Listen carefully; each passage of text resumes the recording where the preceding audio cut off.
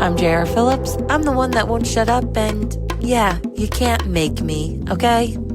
And I'm Nico Harlekenden. I'm the one who took notes, lit them on fire, and then started a completely separate new project instead. And welcome to BAM! Now you know everything!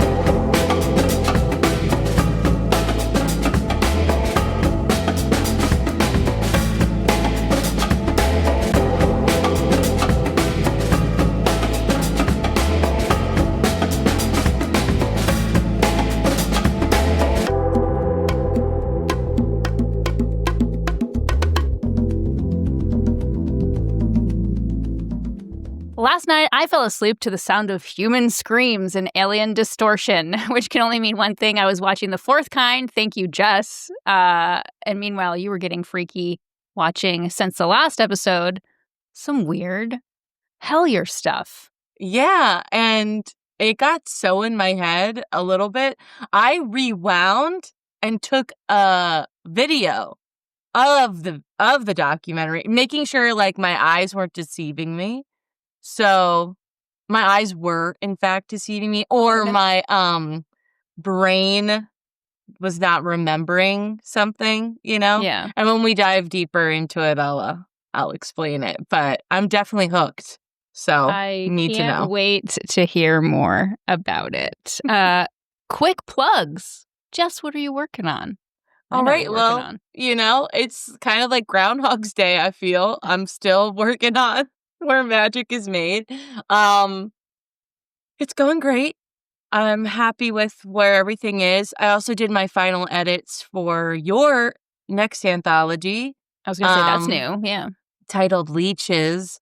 And I'm actually really excited about it. And I hate that I can't give spoilers or anything until, like a year from now. But that's okay. That's true. That's a long-ass wait. Yeah. Maybe I've been itching. Speed up that timeline. I've been itching for To Be Frank since I finished the edits on that. And so yeah, I need that feeling. Can't wait till it all comes together. Yeah, you have something quite creepy creeping its way for this next upcoming collection. I can't wait. Although you didn't fill out the form, which means that when it comes time to interview you again next year, there won't be any answers for that. I will. I'll refill it. I'll fill it. But I was so excited. I was like, let me just share the document with all the others. Love it. I did put my name and phone number redundant on the top for you. So just in case I forget. I did do that. But I will fill out the form eventually. I need your help to pull the trigger on just the KDP stuff. And for all those out there that aren't self-published authors or going down this hole of confusion and stuff, KDP's like Kindle, right? Or like Amazon. Yep. Kindle How you self-publishing. Yeah, I knew the first part of that acronym. But so I'm going down that rabbit hole right now. But you know when you're about to turn in an assignment and you're like, it's done, but you're like, I want it done. Yeah, like I want it to be perfect. And but a part of that is just like you needing to let go. Like every project could be different, could be I'm not going to say better, but I'm going to say like you might have another approach to it when you're older, even by a day older, you might have another idea for it. Yeah. So you kind of have to like stop it. And I met with an artist this weekend who happened to be a family friend. And you know, we're going to be talking about synchronicities a lot because that's what Hellier is all about. But in my life, I've always noticed these things. And this artist, Sean, is very good at character art, and he's already developed his own card game. Oh, for the Fissures of Barrenwood. I want to call it Barrenwood Fissures all the time, but it's the Fissures of Barrenwood. Whatever. But I'm thinking of this game, and then I meet this guy who's far into making his own games, very talented artist. We're talking the entire family party. And that's what makes it the best, is that he's a family friend. So it's like another trusted person. And when the universe kind of sends you these trusted people, the ones that you kind of instantly connect with, I think that's the core of Hellier too. So it's very interesting. Damn, Jess, you're picking it up awfully fast. I think I'm susceptible. So it's not picking it up. It's susceptible to virality. Yeah. Quick plug, Kickstarter. Marches forward. We were at 41% funded from last time. My phone's ringing. I'm just going to turn it down a little bit. Super excited. Black pages. Looking beautiful. I'll save it for the confessional, but there's something to talk about here with this special edition. And it's quite flummoxing, and I think you'll get a kick out of this, hopefully. But yeah, Kickstarter is still going strong. Check it out. Links below. Appreciate all the people that have checked it out already. We're going to have some great updates soon. That's almost 50%. That's the optimist in me. I know you're probably not rounding up, but I'm rounding up over here. That's crazy. So how much longer for the Kickstarter? Until a couple days into August. So I think it's like the 4th or the 6th or something like that. So we're lagging a little bit behind, but there's usually a flourish at the end. Yeah, because people are like, oh, I gotta get it. Yeah, I need to do a better job of getting some stuff out. That's a great transition to the confessional. First confession for me is that I have not been posting on TikTok whatsoever about Volume 2, which we're still accepting things for, or about the special edition Kickstarter. You say you haven't been posting about, and this is specific, but you haven't been posting, period. You've been reposting me a lot, which I appreciate. Yeah. That's nice. I mean, that's a tag team effort. And then, of course, when you're reposting mine, I'm like reminded, okay, let me go on. Let me go see what you, and then I'm like, I've already done all the buttons for these videos, so I won't let me do any more buttons. But you were doing other ads and stuff that I haven't even touched yet when it comes to like Facebook and stuff like that. So you're doing it. You're doing it. That's the other half of my confession that I thought you might get a kick out of. So the Facebook ad, the trolls have found my Facebook ads. And oh my God, it's so crazy. That's whenever I find the time, the next TikTok post will be about. What could they possibly be trolling you about? Oh my God. We're talking little girl on the cover, and it's called Forbidden Fruit. This is pedo territory. Oh God. Did Epstein write this? So of course I engage with them. I can't not, right? Like no, that's like a call. You know what I mean? Like I know. I'm not just gonna let it just sit there. And so I'm just like chilling out after work or whatever, like responding to these things, and every single one of them are out of work folks who just have too much time on their hands. Some of them are in the publishing industry in some way, shape, or form themselves, even if it is creating AI book covers or something like this. So we really do tend to tell on ourselves, don't we? Yeah. And also it's like, if you're looking at that cover and you're thinking that immediate thought, maybe you need to go get your checks, just go get yourself checked out, I don't know. Like I always, because we're so programmed in society to sexualize everything. I know. Sometimes, it's practice for you as like a human being to like sit back and be like, wait, is that a me thing or like that kind of thing? And that's kind of what I always do now that I'm trying not to be so toxic. My confession is kind of funny, kind of dark, because I was talking to my Grammy yesterday, actually, and I had sent you a couple of TikToks I found of that AI MIT study, but like the reactions to it, right? Yeah. And then piggyback that off of all these coins and stuff everybody's talking about, like the infiltrating our economy and like the bill that just passed allowing it. And I'm sitting there and I'm like really trying to use my brain. Like it's steaming. Okay.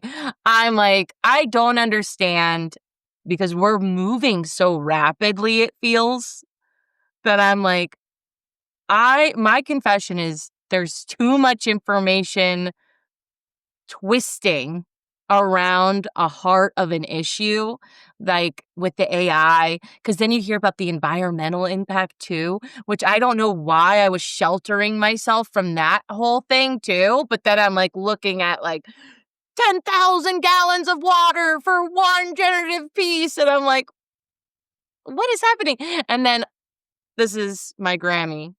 Well, I'm 83, so I'm kind of done with this world. She just walks away. Oh my God. I love Well, it. she's 80, but she's like, I'm over this world or whatever. Because we're both sitting there like, what does this even mean? So Yeah. my confession is I don't know what anything means, especially for my money. Your money? Yeah, because that's like the coins. They're talking about using coins instead of cash and like corporations or whatever. And I'm like, I don't know. I thought everybody was making fun of NFTs and Bitcoins. Remember when NFTs were a thing and we were all talking about it? And I don't remember. I don't know. I didn't even know then what those were. Yeah. Not that great. Will tried to explain it to me a million times, and I was like, I don't know. I'm trying. They do still exist, and people are still huge fans of them for a variety of reasons. But Yeah. so the movement toward like corporations and governments using things like this digital decentralized currency kind of reminds me of do you remember back like turn of the century, late 1800s, early 1900s, mining towns? Whole towns for specific mining companies would crop up in the middle of rural nowhere, and people would flock to them for the opportunity of working in them. They'd build mining stores, company education, like schools and stuff like that. And they wouldn't pay in cash. They would pay in these credits or these tokens or these coins that were not fiat currency. But they could only be used at the company store. Yeah. And so this is the same type of thing that I feel like we're moving cyclically. It's all, time is a flat circle. Mm-hmm. Yeah. Yeah. I sold my soul to the company store. That's right. Yeah. My dad used to sing that song and I was like obsessed with it. And then now I'm like, have I been obsessed with it my whole life because I was just knowing this impending doom prophecy that was coming? Yeah. And it's funny, and I think maybe you did it on purpose, maybe you didn't, but Hellier is all about the mining towns, right? Yes. So it's also very Lovecraftian, right? Yes. You know, of, oh, here's this secret rural town that everybody's forgotten about, no one cares about, and they're all saying these things. But then when you go to try to talk to individuals in the town, what are you talking about? Nothing weird ever happens here. But then you hear that there's a lot of weird stuff from people. And that in and of itself is Twilight Zone and creepy. And that's what happens in Hellier a lot, is like they get all this information, all these testimonials, all these people interested in sharing their paranormal stories. And then they go to the town, and then there was like, no, nothing ever weird happens around here. Real quick, before we back up and talk just a little bit about like how this concept is introduced in the show, in the series, like think about it though. If you live, you're born, you grow up in and amongst like the weird shit, would you know? That's true. That's true. Because I don't know if it's an instinctual thing, right? To be able to recognize when something maybe just doesn't quite belong, you know, a prey instinct, right? We love to say that we're predators and stuff, but we all have a signal that goes off when there's like a danger, right? Talked about all the time. So when something's like a little off, sometimes we'll just shove it down, right? We don't want to acknowledge that anything's off. So a part of me is like, do they want to welcome in this energy of offness? Or are they just so great at barricading it off until they're attacking their homes or, whatever it turns out to be in Hellier? Because at first it was goblins. And I just want to pause there. Did they have to call them goblins like on purpose? Because if you're going up to somebody and you're trying to get people to believe you about things, and you go up to somebody and you say, hey, did you see those goblins last night? No, I Good did luck, not. buddy. Yeah. And then the way that they describe them, I get it. Like, don't call them aliens, don't call them goblins. I call them creatures. Call them critters. Call them something that makes people go, oh, yeah, I'll keep an eye out for those critters. Instead, when you say goblins, you get a look. Like, you get a, kind of thing. And like, oh, never gonna believe what this guy says. And I know as somebody who loves paranormal stuff, okay? As somebody who is susceptible to believing in a lot of stuff, I am obviously more open to believing in a force like Pan than I am in a goblin. And that's just because of the terminology I think of. You just think of a goblin, you think of fantasy. You don't think of like, you know what I mean? Like, so that was my initial thought. Yeah, I think goblin is definitely colloquial too. Like, I don't think that's something that we use. Like, you and I are from the East Coast. Pretty north too. You're kind of straddling the Kentucky area, but so I think there's a slight difference there, but I also think that there's another piece of it that, whether intended or not, plays a role, and I think it's kind of what you're describing. And there's an initiation into that weirdness, and like, who is open to listening about things that don't feel like they make sense? Who will ask more questions, or who will just shut it out completely? Like, is your brain turned off to anything that you don't understand? Yeah, but I like to trick people. Okay? Reel them in. Yeah, I want to reel them in. Like, all of a sudden now you're in the dark and spooky and paranormal and everything just feels normal, like a frog in a kettle, You want to boil that fucking frog. I heat it up. Yeah, because we've talked about this before, how we look versus our personalities or, whatever. Full of contradictions. Right. So when somebody comes, is talking to me, they probably think like, oh, basic, I'm not trying to hurt my feelings here, but you know what I mean? Like, they're just not going to expect me to get really weird, right away. And then eventually they're like, oh, she's not just obsessed with Lord of the Rings. And Deftones. She doesn't have these, hyperfixations. She's literally the devil. I'm just kidding. I love it. Oh, gosh. But I did have my rock collection.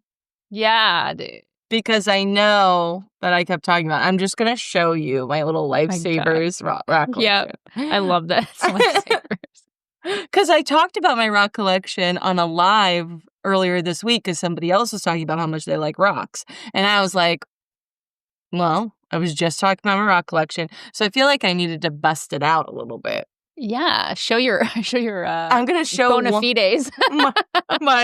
my one tumble. Now, you can't see it, but very magenta, almost purple wine.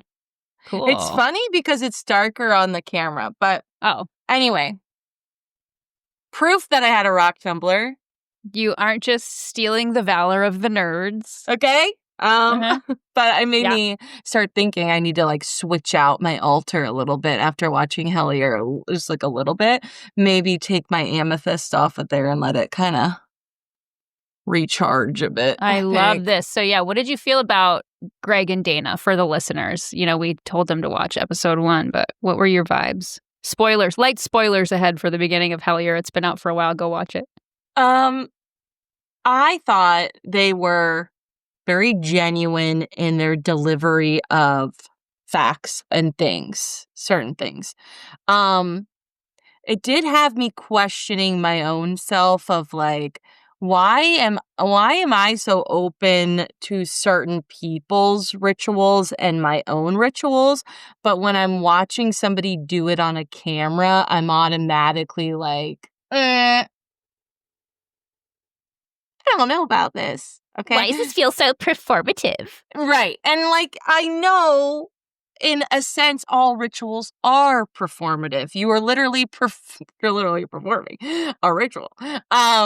So, but I like, she was very similar in my head to me, right? When I said, I believe in a lot of things, but there's some things I'm still pretty skeptical on, like aliens and Bigfoot. But I'm not skeptical on aliens. She is. But like, you know what I mean? Like, I am skeptical on Bigfoot, to be honest. But I do like how it's going in the direction of something that I've already believed in, which is everything quote unquote supernatural is connected in a web of energy. And whether or not they go through that fully and show energy is the causation, I don't know where this is leading. I'm only on episode 4, but we've gone from goblins to Mothman to maybe something deeper that they're not quite sure of. I am getting a lot of foreshadowing to this cave. We haven't gotten to the cave yet. Something happens in this cave. But it really also made me want to go to these caves in general, but I also don't want to die and get lost down there. But anyway, you scream. I'm sorry, that took me out. It was such a good fadeaway scream. Like, I don't know if you did that on purpose. It sounded like you were in the cave. But they were talking a lot. So I won't I'll answer the question. I liked them. But I had some reservations of their motivation. Uh-huh. And I have to remember that as a writer, podcaster, all of our stuff, we in some ways are looking to entertain and perform and do stuff. And when you're doing a documentary, you have to too. That might not take away from authenticity, but it does maybe add that phenomenon of mass hysteria or when you're feeding off of each other. Because let's talk about the wood scene when there's like, they're whistling and then they're like, oh, and well, I'm like, first, for any of the listeners that haven't watched this, episode 1 starts with a weird email, right? From stranger. Like Greg, Dana, their friends, whoever else is involved in this documentary throughout its like ebb and flow. They all have a history of paranormal research, maybe making films as kids or doing any type of like ghost hunting type of stuff and Bigfoot hunting. Yeah. So cut to present, these guys are adults. They're doing still weird stuff, but like a nice different variety. But they get a weird email from this guy. From an account that they haven't checked since they were like, what, 13? Yeah. From this like young 13, at least. 15? Yeah. Yeah. And did you also catch who told David Christie to send that email? The Wrist. Terry Wrist, which is an obvious pen name or alias. And the review that you fucking randomly found to bring to last episode was written by fucking Terry, dude. Unreal. Oh, yeah. Okay, so I want to talk about their word, which I thought was my favorite word. Their favorite word, synchronicity. I think Yeah. it comes up like 15 billion times in one It will episode. continue to, yeah. And I understand because there's probably no better word to describe what they're talking about.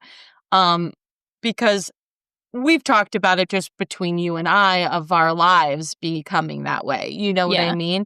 And I've always believed in like deja vu and things like this that are signs from the pattern, right? The sacred Yep. geometry, that kind of thing of, hey, you've walked this path before and it's been successful. So continue to walk down it. There's something waiting to be unveiled to you. There's something waiting for you there. I've always believed in that. So to get an email that connects me to all of these other people that have similar interests that I've already kind of trust in this industry, I would be just throwing synchronicity around too, okay? Because it's just a layer on layer on layer of things you can't ignore. Why is it happening? Yeah. Yeah, like there always has to be an answer to that why.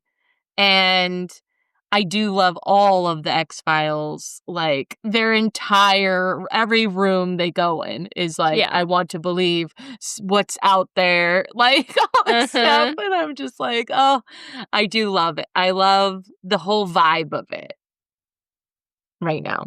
I did take some notes, so I just want to make sure. Okay. Yeah. And I love that you already touched upon it. But Dana, she calls herself not a pagan, but a hedge witch. Mm-hmm. She describes herself as skeptical and kind of skeptical around people and how people tell stories and what their motivations are. And it was exactly what you said unprompted last episode. It's very funny. I know. And so that's why she also has a very familiar face to me. I don't know if it's just because similar features or you know what it is to some people that I knew from around there, you know. I don't know. Anyway, so she's comfortable to watch, but there are times, because maybe it's like a mirror, right, to me, that like I don't want to ever come off as like inauthentic, you know?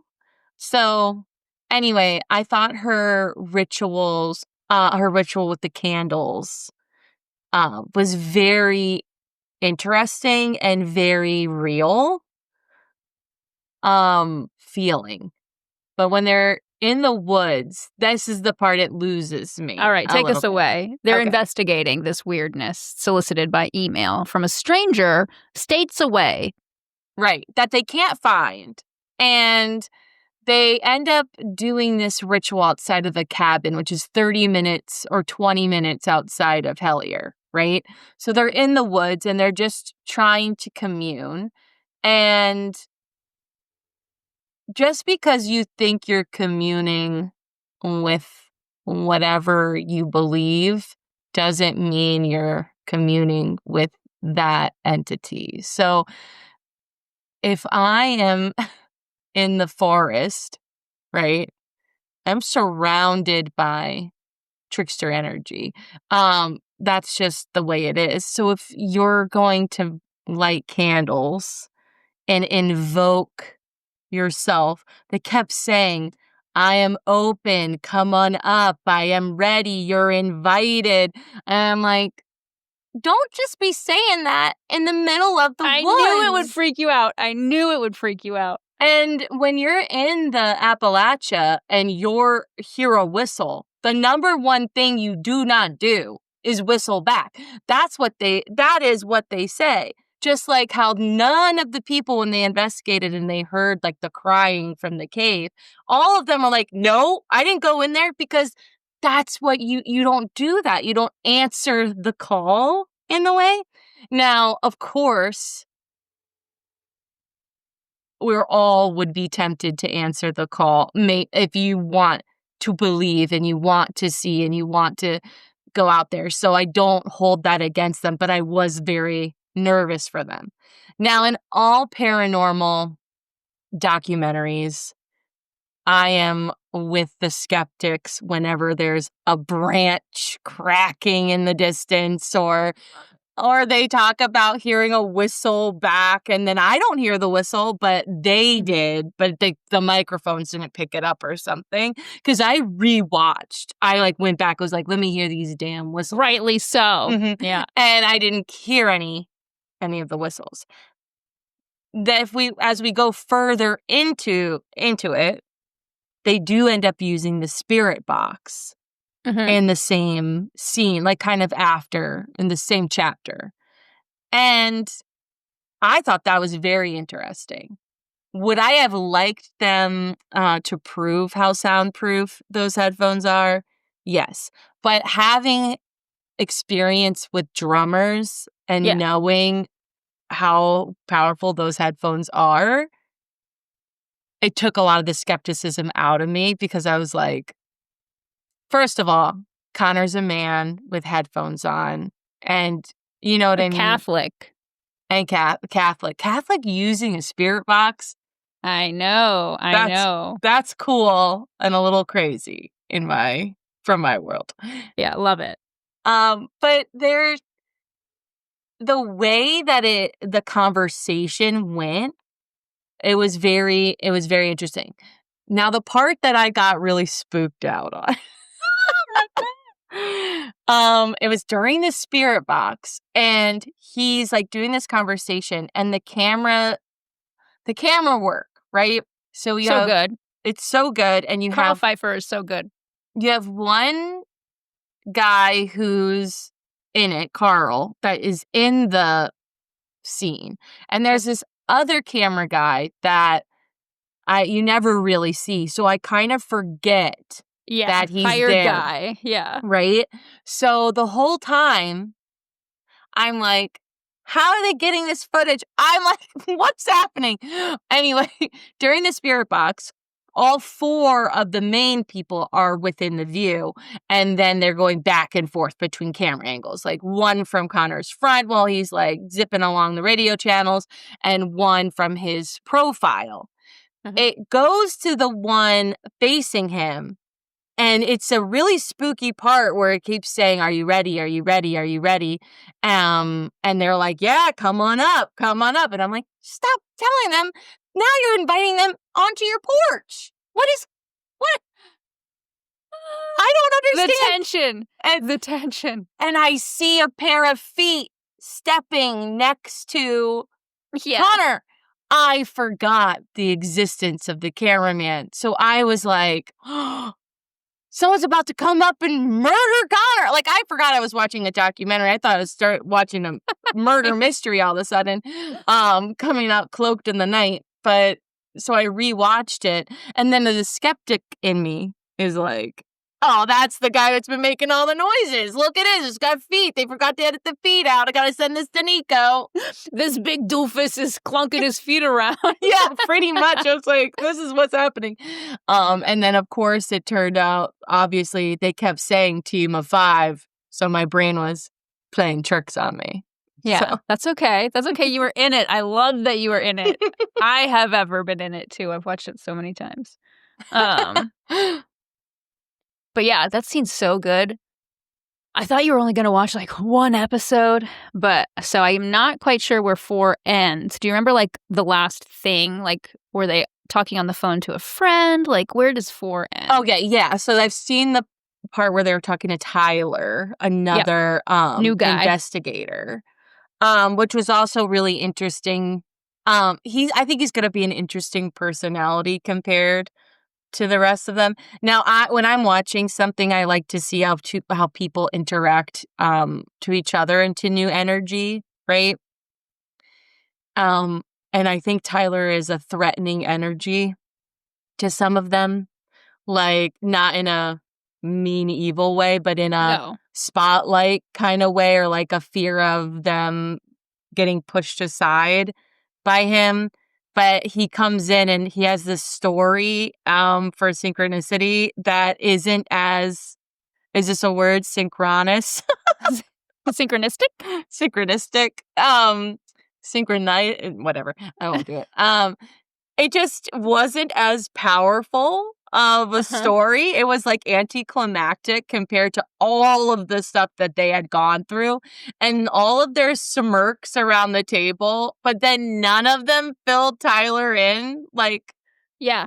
About anything. So I was like, maybe they don't want another entity a part of their things, which I would understand. Group project, you're already coordinating with 5 people, you're already doing everything, and Tyler's a lone wolf wearing a leather vest. That's so cringe, right? Mm-hmm. Yeah, I'm just like, you need a team if you're a paranormal investigator, True. Not to jump all over the place, but if you're been listening, this is my MO, is to kind of jump all over the place. But I want to talk about the tarot of it all. Yeah, please do. So Greg was like taking the cards, like, let me shuffle these cards. And I could see how I would be, and Dana was exactly how I was, like, you touching my cards? Okay. Get the fuck away. Yeah. But the way he was describing it, he was like, even if you don't believe in the power of tarot, and then you're touching the cards, don't touch my cards and say skeptical things. And then also, you're shuffling all weird. You're bending my cards. What are you doing, Greg? You don't know what you're talking about. Let Dana do her thing. And then anyway, he's going into it. Hands off, Greg. And I literally was like, he has no idea what he's talking about. So maybe the person who is let Greg talk about the goblins and the aliens and Bigfoot, Yeah. Let Dana talk about the mysticisms, the rituals, the things like that. Let her do it. So, and then they did the fishbowl. And I had just talked about it on the live on Substack about how my friend, when she first read it, did the fishbowl concept. And I was like, oh my God, Synchronicity. But then when they're discussing the tarot, the devil comes up like right away. The tower. And it's like, you got these 3 cards, and I never looked at the 5 of Cups in a negative light. I mean, unless it's reversed, right? And I don't know if it was reversed. And so when she's going into it and her perspective of it and how she reads it, and like it's a sad card, it's like 1 bird in the hand is worth 2 in the bush kind of proverb. I'm sitting there and I'm like, wow, there's so many ways. And she was already feeling so uncomfortable there. So it was a very interesting discussion they ended up having, and I thought it ended in a fruitful way. It started in an annoying me kind of way, but it ended in a interesting, real discussion. And it had me thinking that so often we try to act a certain way, like to fit in. We're watching movies, TV shows, right, with scripts all the time. And now when we see something real, like a real conversation with tarot and a real conversation about crystals and a real conversation about rituals, and we're expecting to see zip zap boom, there's immediate repercussions, or there's immediate wind through it, like practical magic and stuff like that. It's like, that's not real, right? Because that is a script. So when we see a real conversation, it's so weird that my gut instinct is like disingenuine. Yeah. Isn't that like it's like a weird thing that I had to sort of sit with. in my brain a Yeah. little. We are not comfortable with real things because so often those real things are very dim when compared to like the dopamine and the serotonin and the oxytocin of like manufactured, scientifically perfect media ready for consumption. Yeah, it just was like a crazy thing. But I did love Greg's line. So Greg, if you're ever listening to this, because this is all about Hellier, and the synchronicities, who knows? I appreciated I don't know if it was his quote or he was quoting something, but when it comes to tarot, what falls to the floor comes to your door. And I love that. And I'm like, I want that on a t-shirt. I think that would be, I love that concept. And also, it made me, I thought it was a cool band name, On the Floor or something. Anyway, I don't know why. Maybe because of mosh pits. Love it. But yeah, I'm definitely in it. I'm definitely ready. There wasn't anybody being dragged off Yet. into with claws on the floor. But you watched The Fourth Kind and Bro, yes, Fourth Kind. So, yes, your memory was not failing you. Last episode, you were saying, Fourth Kind, there's this psychologist whose husband was murdered. Mysteriously, right? Or whatever. there was something Something weird. That was told off camera. Mm-hmm. But the psychologist has many sessions in a remote part of Alaska with a lot of people sharing similar symptoms. Mm-hmm. And she's connecting these dots to her own situation. And some weird things follow. Now, Jess, since you've watched 4 full-ass episodes of Hellier, I'm going to use this phrase. I don't know if they really talked about it in depth, but what is it called? Like a window or a viewing area or something like that. That is kind of like what I felt this narrative for the Fourth Kind was kind of saying. So there's real footage shared alongside of reenactments, which is great. Is it wrong that the real footage made me go, what the fuck do they expect us to believe or think? I know. Well, that's the thing. It's like, I think the recordings are compelling. I think the lineup when it comes to that, I think visually, and I wanted to get into this, but we can go in depth into it later. But like the Flatland theory, it's a math theory. A Flatland is how they describe the theory, and it was like a 30-40 minute movie discussing Flatland, but it kind of goes into what our eyes are capable of seeing. So I think even if you would record something and your eyes are your eyes, like you're not going to just see, you have an expectation of what it should look like. And if you don't see that expectation, I think maybe there's mistrust. Yeah, like your brain is like, let's just get rid of that. Like, that's going to freak us out. Okay. So I fell asleep during the Fourth Kind. I tried watching it, not last night, but the night before, the first time. They're screaming all the way through it for those of you who haven't watched this 2009 alien abduction movie. So, Close Encounters of the Third Kind, that's where you meet face to face. Aliens, Fourth Kind is when you are abducted by them. Your ass is taken away into outer space. And so that is the thread that is being followed in this movie, I would say. Also, the psychologist, is her name Abigail? Abby? Played by Mila Jovovich. She comes across some notes from her either disappeared or murdered husband. I forget which. Will, which I thought was very I forgot his name is Will. And he's been studying some things secretly before he disappeared or was killed. And like his notes led Abigail, the psychologist, to this professor at a university who was studying Sumerian culture and language and like a bunch of other things, which is also right up Jess's alley.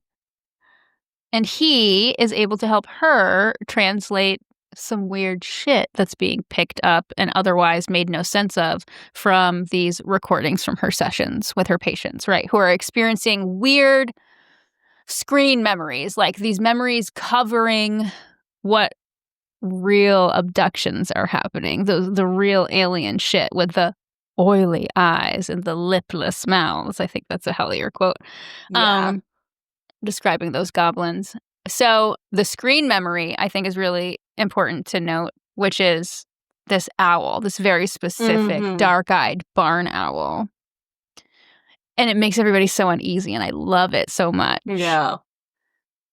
But with her hypnosis and a colleague, she's able to press through these screen memories, and levitation happens. People mysteriously die or are unhinged and kill their loved ones because they pressed too hard, and these memories are so horrific that they can't live with them. And yeah, legit. Fell asleep, watched it again. I was like, how could I fall asleep with everyone screaming every 10 minutes on this movie? Traumatized. It just put me so at ease. Talk about time slippage, right? Because that's something that's very common to abductions and things like that. I thought, so the fourth kind came out around the time of like Paranormal Activity and all of that. And then everybody was really into it, like Cloverfield, District 9, like the kind of documentary, fictionalized things that were happening.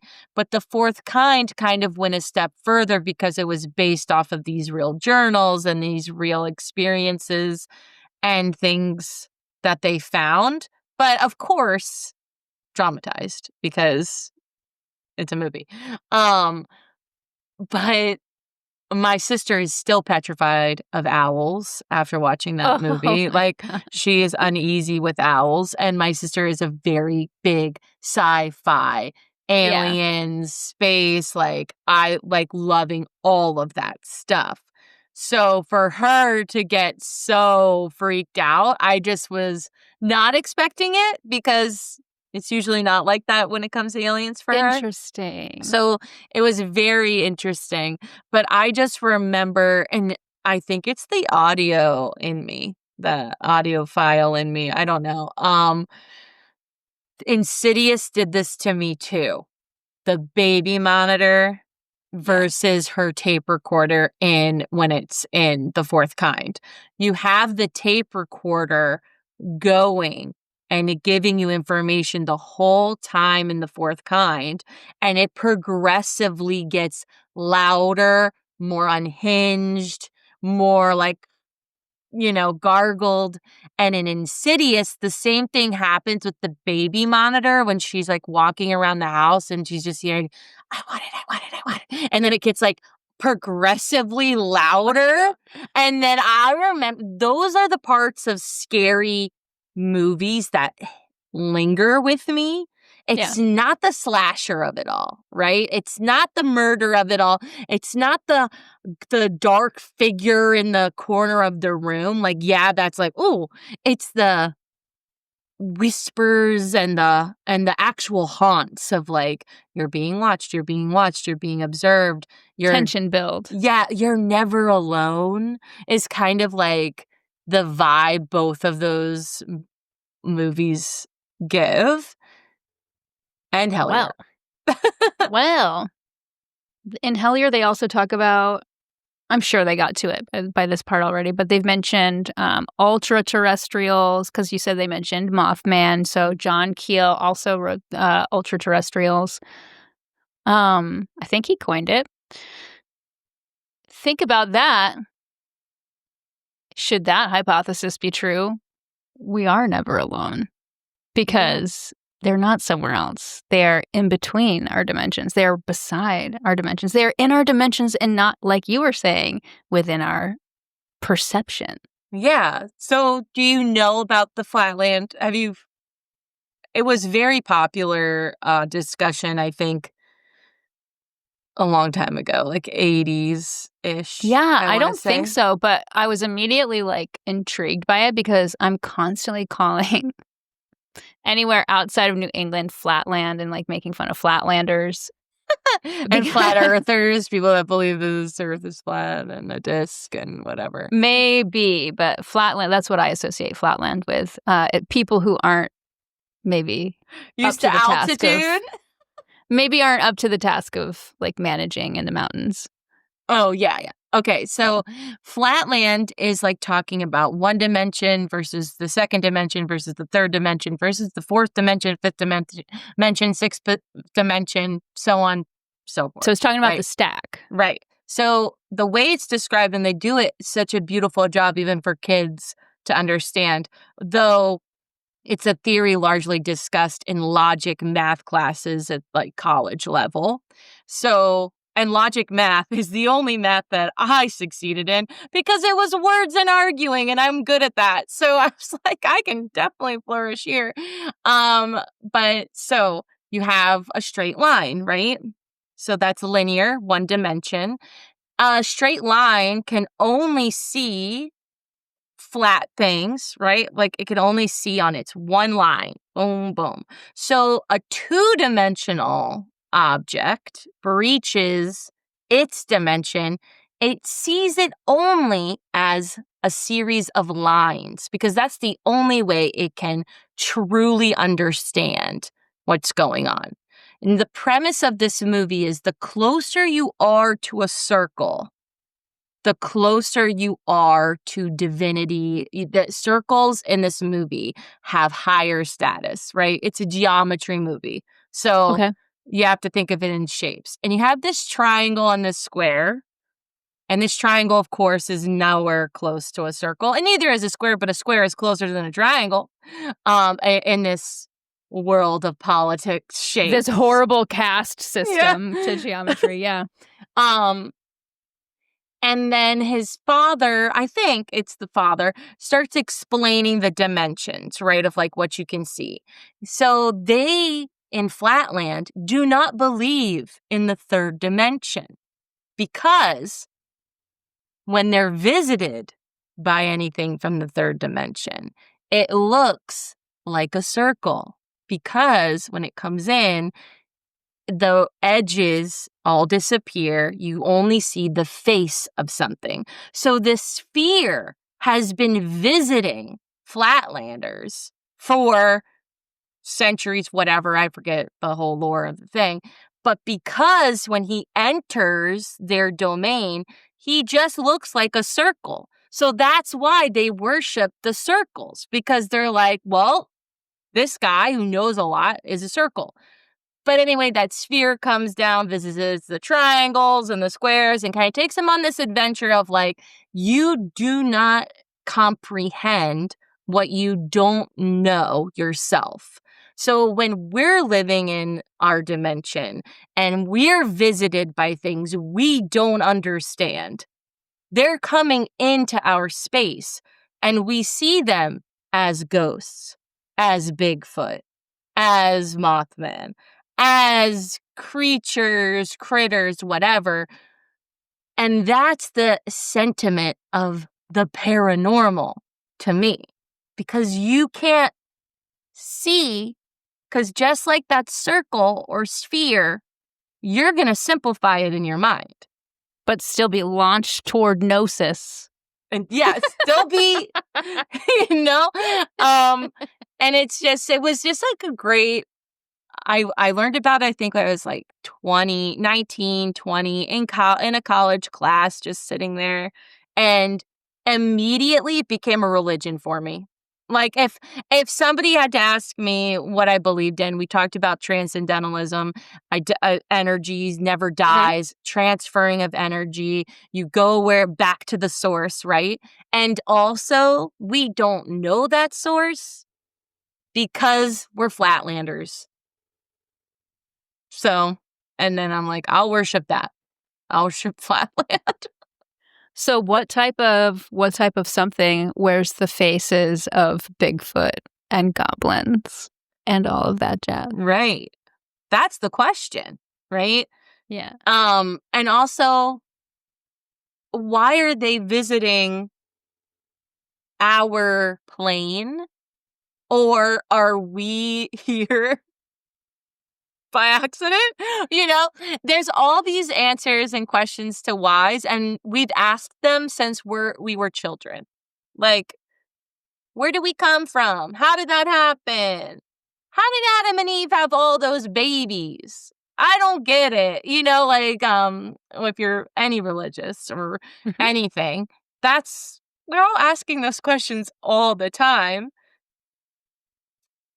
And it's just funny. I just think it's funny that people don't respect the paranormal aspect enough. Like, you're going to pray to, why can't I pray to what I want to pray to? The goblins. Like the Flatland. Yeah. The Flatland. So goblins, you were saying like D&D-ish, fantasy-ish flavor. Yeah. Why is it so frustrating? Aliens in the Fae, you said trickster earlier. We were talking about tricksters. Jinn, other things like this. These are all conflated with the same sort of skepticism and like upholding as holy, right? Right. Nature as well. And I think you said it like went sideways when they went into the woods, right? Like they're out there, they're in Kentucky, they're in an unknown place where they don't feel comfortable. That they haven't been welcomed warmly at this point. They've been getting the runaround. They call their one contact who's just like, my grandson doesn't got no service around here. I'm really sorry. I'll try to get in touch with him. And it's just like, but so, yeah, that's when the uncomfortability started to seep from the screen into me. Because I was the woods is for sure a character itself. Yeah. Always. Whether it's like a god or not, which I think you're right, and I think it could feature that kind of like alien god-like vibe, but yeah, because it's just I am more ready to believe in gods and goddesses, obviously, than I am prepared to think that there's goblins. And maybe it's because I would just have a different name. That's what language is, right? Maybe I would just have a different name to describe it. And my tactics are different. But kudos to them for just going up to random people and being like, hey, there are about those goblins around here. I would never be able to go up to a stranger and be like, hey, you seen any goblins? How do you ever expect to find them, Jess? I'll call them. Okay, I'll find a way to them. If I'm invited in, I'm invited in. Don't eat me. Okay, that's the only thing. Don't eat me, and just knock me out. Okay. I think a lot of people feel and see the same thing that you're seeing too. Because like when you go back and watch it, I only rewatched the first episode, and Greg is saying things like, I didn't know what we were getting into. There was weirdness about the whole thing, right? Like that's how the narrative opens up. He has like that conviction. He's believing in it, but he's not certain as to like what exactly happened, because this is still playing out, just to give you kind of like a heads up, you and the listeners. And that vibe that Greg brings into it and frames it with is very like my favorite initiatory cult behavior. Yeah. And so this could be like mystery cults, not necessarily like, the cults, true crime cults, but. No, it's like a cult classic, Yeah. Yeah. Sure. It has become a cult classic. But yeah, the mystery cults of like old. No, but I don't want to like frame it too hardcore, but. No, I can definitely see, and it's very familiar on how when I'm talking about something I believe in, but I don't want to seem like you're going to throw me in the loony bin and give me a lobotomy. Don't do that. I just want to gently go through it. But that's why it was so shocking of how loosely he is with the goblin term. Because I love it. But now with the timeline of things, and you see in the beginning, like now I understand where they're filming and when. And so I can kind of see, okay, now we're in the present-ish. Now we're in the past. And I love how they even said, because they're looking for that guy, David's house. Yep. And they can't even find it. And in my head, I thought, you recorded, so can you go back and look? Yeah. And then even when I said that, he said, we didn't realize at the time, like obviously we had a recording. But it didn't matter anyway, because everything probably looked the same to them. When you visit a town, you're not at home, okay? Yeah. You're visiting a town, everything looks green and full of muddy rivers and banks. Maybe scary. And also, everyone's telling you, it's not safe around here. Don't go if someone's leading you down the woods path, don't follow them. And I'm like, but yet nothing weird happens here. That's weird. If you have to tell me I can't talk to everybody because I'll die, that's oh my God. weird. I will say one thing to that. And moving here to Michigan, specifically where I live in Michigan, and first day we were here, we were at Taco Bell because we didn't have internet or anything, because the people who had like flipped the house walled over the old internet ports and what have you. Like we didn't have anything. We had to have them come out and redo everything. What the hell? First guy we meet from here is working at Taco Bell. And so we're like, hey, yeah, we just moved here. Like, what do you have for advice? Any words of advice? And he's like, don't mess with the wrong people. XYZ, and get a gun. Oh. And it's like that, dude. When you're an outsider and you're talking to people, it's not weird to them. Yeah. But they'll fucking tell you, and it sure is weird for you. Yeah, because if somebody came here, like to where I live, right, and we're like, hey, can I have some advice? I'd be like, wear sunblock. Don't go out between the hours of 10 and 2 or you'll look like a tomato. And, that's it. Honestly, that's it. It wouldn't be like pack a piece, walk down the opposite side of the street. You're living in some fancy pants area, I guess. I think I love it. I know, it'd be so funny. Actually, we have a gate. It's a gated community. Actually, every freaking neighborhood in Florida is a gated community. So. Well, they're all newer, right? They're not like ancient neighborhoods like up here. Forgotten by time. Yeah, Palm Beach is like up and coming.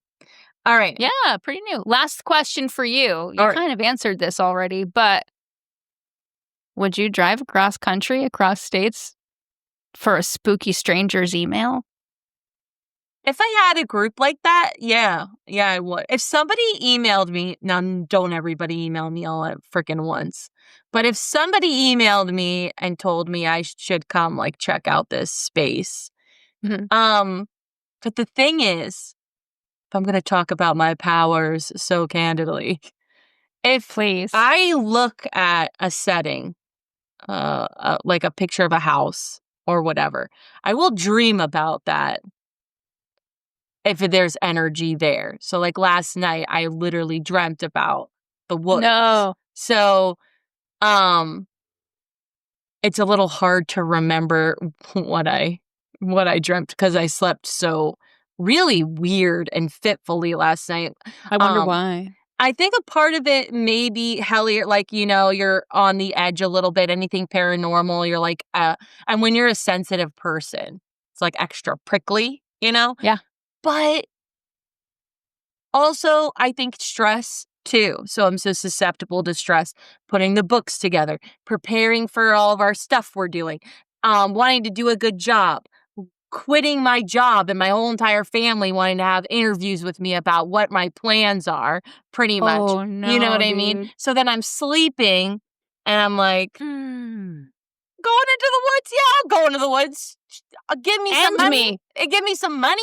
I'm there. But I think I tell Will all the time, I would love to go on like a haunted house, like legitimate house of horrors. Like I think you can go see like certain serial killer homes and things like that. I would love to just feel the difference, right, of natural anxiety that I have to like when I'm in somewhere. So that way it doesn't feel as bad when I'm having a petty panic attack. That's not really a panic attack, but it's what I call it because I can't breathe at night specifically. Yeah. I think it makes all the difference if who you're with, like you were saying. Right. And in the case of this show, if you think the message was meant for you. Right. Which I think they have a little bit of. Yeah. It's kind of chosen, kind of. Yeah, like if this finds you, kind of thing. But I think all shows are like that. Yeah. All media is like that. Because you think about Black Mirror, right? Mm-hmm. And I don't want to assume, but you know why it's called Black Mirror. Of course. Okay. All of these black mirrors in front of me. Right, exactly. It's like the amount we're accidentally scrying all the time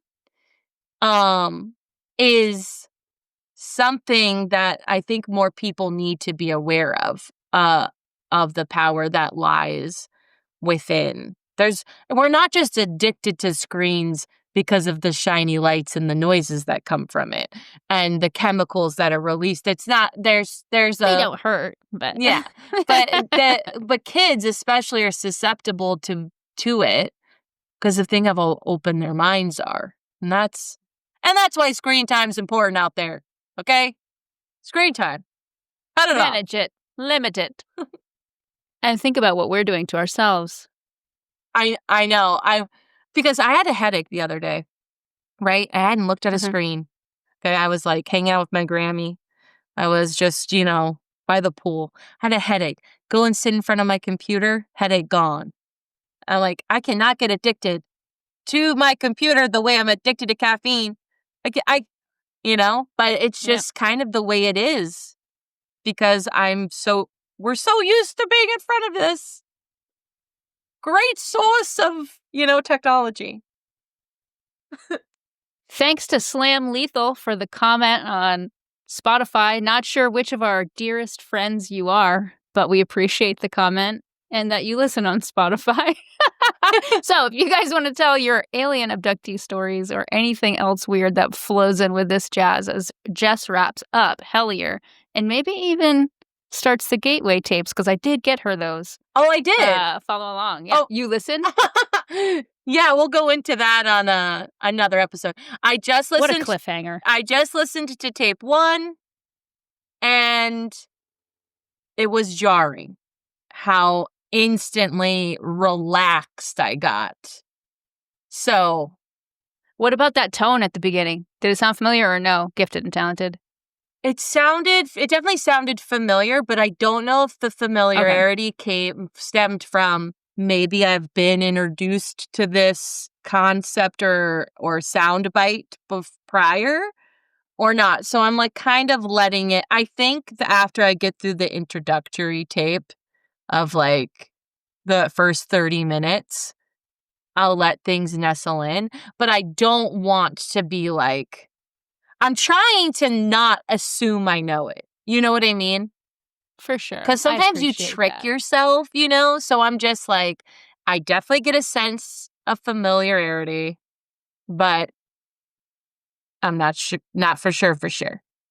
I can't wait. We'll swap stories about our first Gateway experience next time. Ooh. All right, Jess and I are filming early this week so we can do a little road trip to find goblins of our own. But you can catch us. This is going to drop Tuesday. We'll be back live on Substack next Friday. Check all our stuff out below, and thanks for joining. Bye. Bye, everybody.